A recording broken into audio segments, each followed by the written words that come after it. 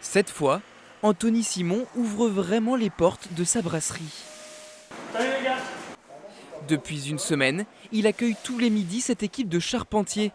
Pour les ouvriers privés de pause méridienne au chaud depuis 2 mois et demi, cette ouverture fait du bien. C'est hyper agréable parce que le plus dur c'est de manger dehors, dans un préau, dans un petit garage non chauffé. Et que là, on peut retirer la veste, on peut être bien, on est bien accueilli. On est heureux de repousser la porte. Jusque-là, le couple de restaurateurs ouvert depuis le mois de décembre ne connaissait que la vente à emporter.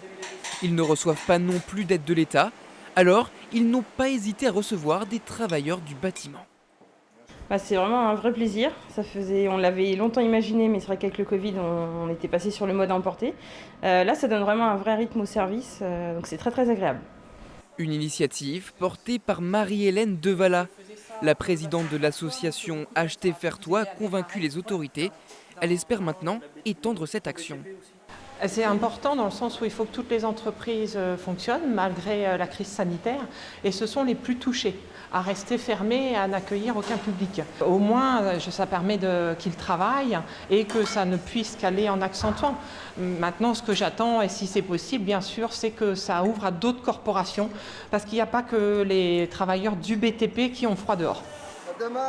En attendant, les artisans et ouvriers peuvent continuer de profiter de cette convention. Mais sa mise en place est encore difficile. Seule une quinzaine de restaurants sur 700 en Sarthe peuvent les accueillir.